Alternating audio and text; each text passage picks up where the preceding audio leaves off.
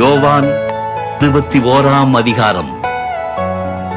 இவைகளுக்கு பின்பு இயேசு திபேரியா கடற்கரையிலே மறுபடியும் சீஷருக்கு தம்மை வெளிப்படுத்தின விவரமாவது: சீமோன் பேதுருவும் திதுமு எனப்பட்ட தோமாவும் கலிலேயா நாட்டிலுள்ள கானா ஊரானாகிய நாத்தான்வேலும் செபதேயுவின் குமாரரும் அவருடைய சீஷரில் வேறு 2 பேரும் கூடியிருக்கும் பொழுது சீமோன் பேதுரு மற்றவர்களை நோக்கி, மீன் பிடிக்கப் போகிறேன் என்றான். அதற்கு அவர்கள், நாங்களும் உம்முடனே கூட வருகிறோம் என்றார்கள். அவர்கள் புறப்பட்டு போய் உடனே படவேறினார்கள். அந்த ராத்திரியிலே அவர்கள் ஒன்றும் பிடிக்கவில்லை. விடியற்காலமான போது இயேசு கரையிலே நின்றார். அவரை இயேசு என்று சீஷர்கள் அறியாதிருந்தார்கள். இயேசு அவர்களை நோக்கி, பிள்ளைகளே, புசிக்கிறதற்கு ஏதாகிலும் உங்களிடத்தில் உண்டா என்றார். அதற்கு அவர்கள், ஒன்றுமில்லை என்றார்கள். அப்பொழுது அவர், நீங்கள் படவுக்கு வலப்புறமாக வலையை போடுங்கள், அப்பொழுது உங்களுக்கு அகப்படும் என்றார். அப்படியே அவர்கள் போட்டு திரளான மீன்கள் அகப்பட்டதனால் அதை இழுக்க மாட்டாதிருந்தார்கள். ஆதலால் இயேசுவுக்கு அன்பாயிருந்த சீஷன் பேதுருவை பார்த்து, அவர் கர்த்தர் என்றான்.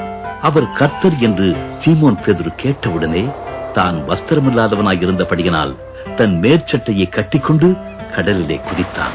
மற்ற சீஷர்கள் கரைக்கு ஏறக்குறைய 200 முழ தூரத்தில் இருந்தபடியினால் படவில் இருந்து கொண்டே மீன்கள் உள்ள வலையை இழுத்துக் கொண்டு வந்தார்கள்.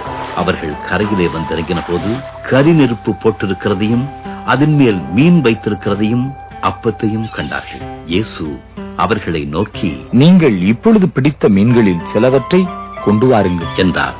சீமோன் பேதுரு படவில் ஏறி 153 பெரிய மீன்களால் நிறைந்த வலையை கரையில் இழுத்தான். இத்தனை மீன்கள் இருந்தும் வலை கிழியவில்லை. இயேசு அவர்களை நோக்கி, வாருங்கள், போஜனம் பண்ணுங்கள் என்றார். அவரை கர்த்தர் என்று சீஷர்கள் அறிந்தபடியினால் அவர்களில் ஒருவனும் நீர் யார் என்று கேட்க துணியவில்லை. அப்பொழுது இயேசு வந்து அப்பத்தையும் மீனையும் எடுத்து அவர்களுக்கு கொடுத்தார். இயேசு மரித்தோரிலிருந்து எழுந்த பின்பு தம்முடைய சீஷருக்கு அருளின தரிசனங்களில் இது 3வது தரிசனம். அவர்கள் போஜனம் பண்ணின பின்பு இயேசு சீமோன் பேதுருவை நோக்கி, யோனாவின் குமாரனாகிய சீமோனே, இவர்களிலும் அதிகமாய் நீ என்னிடத்தில் அன்பாயிருக்கிறாயா என்றார். அதற்கு அவன், ஆமாண்டவரே, உம்மை நேசிக்கிறேன் என்பதை நீர் அறிவீர் என்றான். அவர், என் ஆட்டுக்குட்டிகளை மேய்ப்பாயாக என்றார். 2ஆம் தரம் அவர் அவனை நோக்கி, யோனாவின் குமாரனாகிய சீமோனே, நீ என்னிடத்தில் அன்பாயிருக்கிறாயா என்றார். அதற்கு அவன், ஆமாண்டவரே, உம்மை நேசிக்கிறேன் என்பதை நீர் அறிவீர் என்றான். அவர், என் ஆடுகளை மேய்ப்பாயாக என்றார். 3ஆம் தரம் அவர் அவனை நோக்கி, யோனாவின் குமாரனாகிய சீமோனே, நீ என்னை நேசிக்கிறாயா என்றார். என்னை நேசிக்கிறாயா என்று அவர் 3ஆம் தரம் தன்னை கேட்டபடியினாலே பேதுரு துக்கப்பட்டு, ஆண்டவரே, நீர் எல்லாவற்றையும் அறிந்திருக்கிறீர், நான் உம்மை நேசிக்கிறேன் என்பதையும் நீர் அறிவீர் என்றார். இயேசு, என் ஆடுகளை மேய்ப்பாயாக என்றார். நீ இளவயது உள்ளவனாயிருந்த போது உன்னை நீயே அறை கட்டிக்கொண்டு உனக்கு இஷ்டமான இடங்களிலே நடந்து திரிந்தாய். நீ முதிர் வயதுள்ளவனாகும் போது உன் கைகளை நீட்டுவாய், வேறொருவன் உன் அறையை கட்டி உனக்கு இஷ்டமில்லாத இடத்துக்கு உன்னை கொண்டு போவான் என்று மெய்யாகவே மெய்யாகவே உனக்கு சொல்லுகிறேன் என்றார். இன்ன விதமான மரணத்தினாலே அவன் தேவனை மகிமைப்படுத்தப் போகிறான் என்பதை குறிக்கும்படியாக இப்படி சொன்னார். அவர் இதை சொல்லிய பின்பு அவனை நோக்கி, என்னை பின்பற்றி வா என்றார். பேதுரு திரும்பி பார்த்து இயேசுவுக்கு அன்பாயிருந்தவனும் ராப்போஜனம் பண்ணுகையில் அவர் மார்பிலே சாய்ந்து, ஆண்டவரே, உம்மை காட்டிக் கொடுக்கிறவன் யார் என்று கேட்டவனுமாகிய சீஷன் பின்னே வருகிறதை கண்டான். அவனைக் கண்டு பேதுரு இயேசுவை நோக்கி, ஆண்டவரே, இவன் காரியம் என்ன என்றான். அதற்கு இயேசு, நான் வருமளவும் இவன் இருக்க எனக்கு சித்தமானால் உனக்கென்ன, நீ என்னை பின்பற்றி வா என்றார்.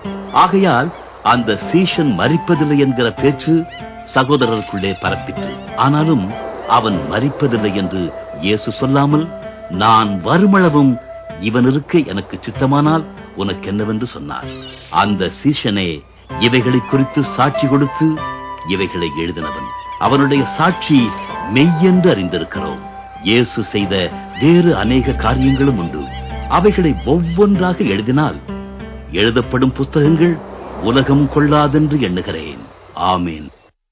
தொடர்ந்து இது போன்ற இறை வார்த்தைகளை கேட்பதற்கு நம் ஜீசஸ் லீட் சேனலை சப்ஸ்கிரைப் செய்ய மறக்காதீர்கள்.